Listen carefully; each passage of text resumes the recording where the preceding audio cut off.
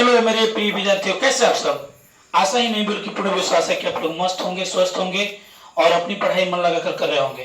तो देखिए, इसके पिछले वीडियो में जो है हम लोगों ने तीसरा जो चैप्टर है मैथ क्लास 10 का, उसके विलोपन विधि को देखा था।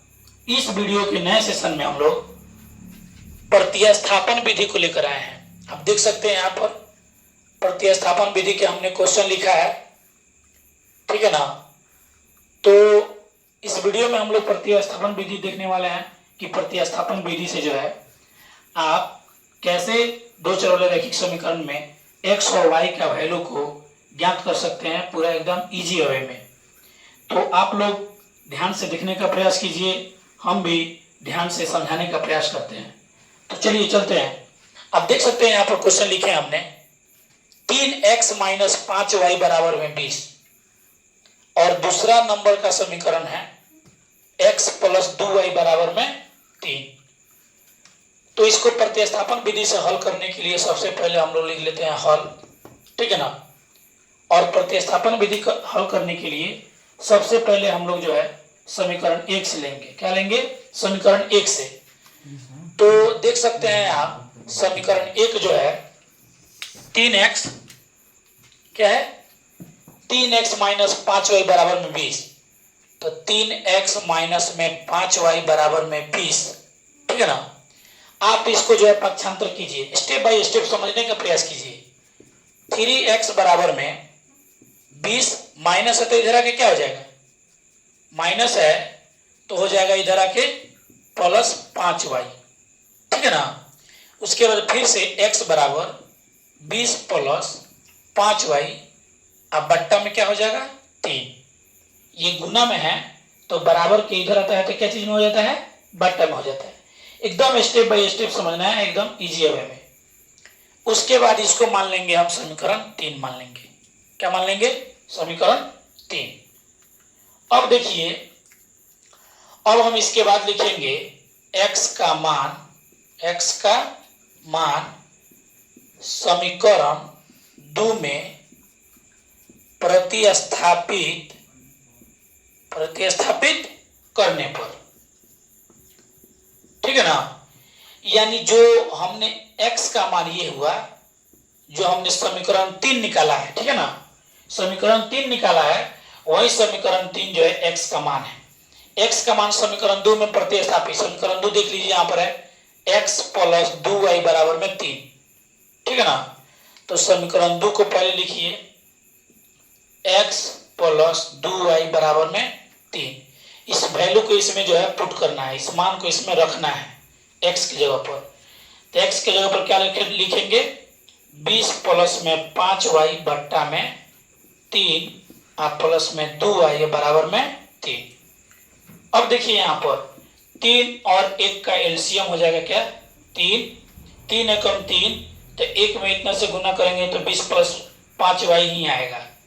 तो 20 + 5y और फिर प्लस 1 3 3 तो 3 ना 6y = 3/1। अब देखिए यहां पर आप क्रॉस मल्टीप्लाई यानी तिरछा तिरछी गुना, कौन सा गुना? तिरछा तिरछी गुना, ठीक है ना। क्रॉस मल्टीप्लाई उसको इंग्लिश में बोलते हैं, हिंदी में तिरछा तिरछी। तो गुना करेंगे बाबू तो ऊपर वाला में 1 से गुना होगा तो ऊपर वाला रिपीट कर जाएगा, ठीक है ना। उसके बाद देखिए यहाँ पर तो 5 और 6 11y और प्लस में 20 और बराबर में 3 तिरका 9। 11y = 9 प्लस है तो उधर जाके -20। 11y = घटाएंगे तो -11, y = -11/11।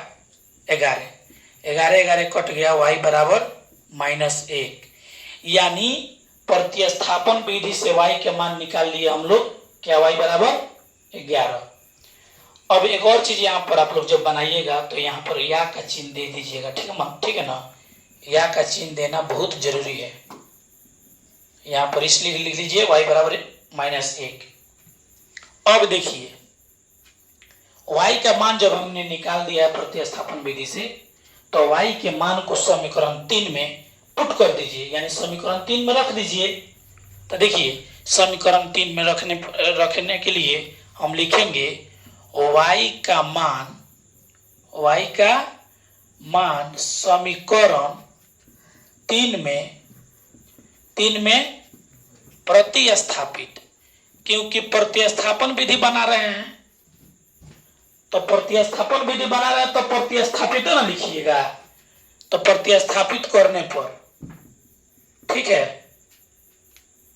अब देखिए तो समीकरण 3 देख लीजिए, यहां पर है समीकरण 3 को लिखिए x बराबर 20 आप प्लस में 5y या बाटा में 3, 20 प्लस 5 गुने y का मान कितना निकाले हैं -1 यहां पर रख दीजिए, अब बाटा में 3, 20 प्लस माइनस का होला -5 बाटा में 3, 20 में से 5 जाई का बची 15 बट्टा में 3 तो 3 बचे 15, यानी x के मान का हो जाई 5। ठीक बा? अरे समझ में आवता कि ना बताइए लोग कमेंट करके जरूर। x के मान कितना आ गई 5 और y के मान कितना आ गई -1, एकदम यही तरह बनी। तो देख लो लोग, ये प्रोसेस बाटे प्रतिस्थापन विधि के। अब एक और काम करे के हमनी के जांच करके देख लो जाओ। जांच, आप लोग इस समीकरण को जांच भी कर सकते हैं कि हमारा जो x का मान है, यानी y के मान -1 और x के मान 5, ये सही है कि गलत है। तो जांच करने के लिए आप कौन समीकरण को उठाइए, समीकरण 2 को ही उठाइए ना। x प्लस में 2y या बराबर में 3, x के मान रख लो कितना बा बाबू, x के मान 5 बा तो 5 रखो, 2 गुने y के मान कितना बा -1 का बराबर में 3, 5 अब प्लस माइनस माइनस 2 एकम 2 बराबर में 3, 5 में से 2 गल 3 बराबर 3। तो LHS बराबर में RHS दोनों आपस में बराबर आ गई। तो मतलब बा कि हमनी के जो हिसाब बनेनी है प्रतिस्थापन विधि से x के मान और y के मान का बा एकदम सही बा। तो आशा बा कि वीडियो जो हम बाटे तो इन लोग के पसंद आई हुई। आशा है कि आप लोग को ये वीडियो जो है समझ में आया होगा। थोड़ा भोजपुरी और थोड़ा हिंदी मिला के बने बनी वीडियो, ठीक बा? कमेंट करके जरूर बताइएगा कैसा लागल। Thank you so much watching my video.